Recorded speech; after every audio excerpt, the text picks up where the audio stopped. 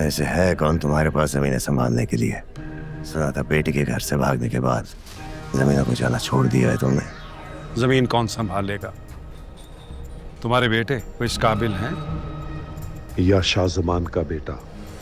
पागल कहीं का। बस कर दो शुजात, तुम मेरे शेर के कर्जदार हो। इसने तुम्हें तुम्हारी इज्जत से लौटाई। वही टुकड़ा भाभी जिसकी वजह से अब्बा जी और काका साहब की बरसों पुरानी दोस्ती दुश्मनी में बदल गई थी, उसकी लीज खत्म हो रही है।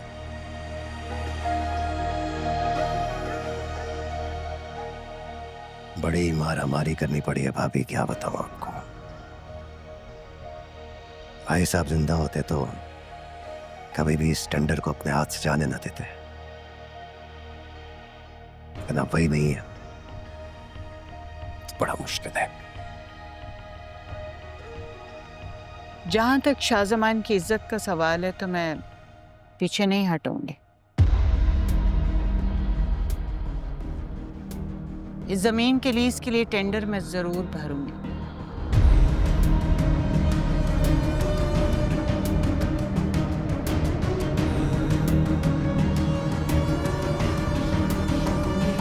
भाई साहब बड़े याद आ रहे हैं आज।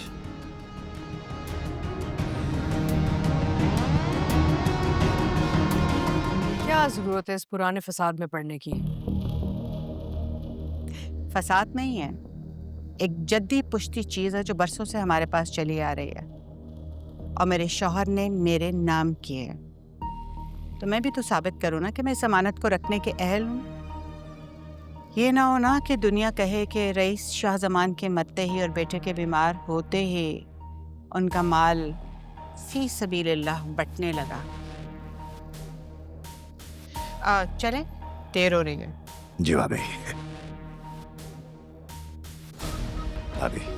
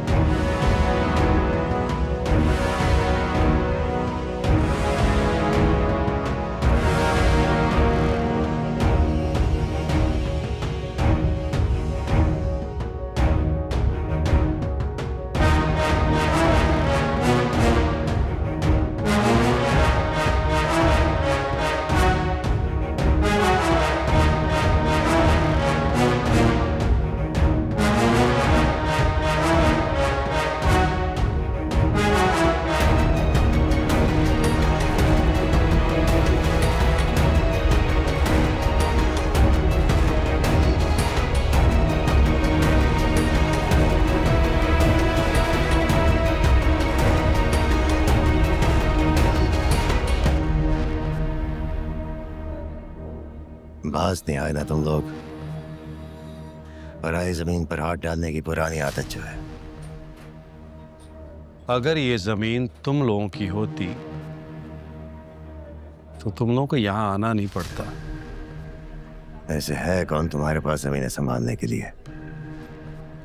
सुना था बेटी के घर से भागने के बाद जमीनों को जाना छोड़ दिया है तुमने।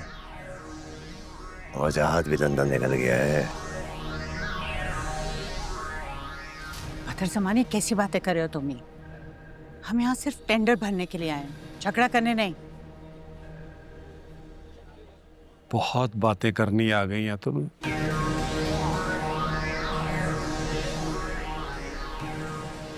तुम्हारी बातों की कोई हैसियत है वहां? जमीन कौन संभालेगा? तुम्हारे बेटे कोई इस काबिल हैं?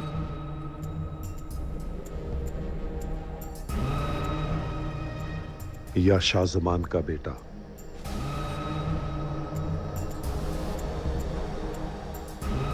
अपने आप को संभाल ले, बड़ी बात।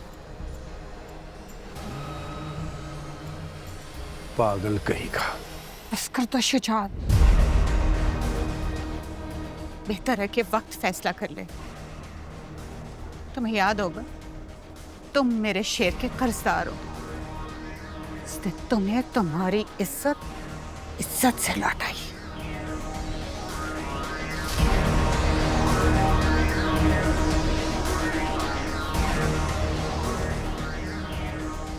मैम चलें?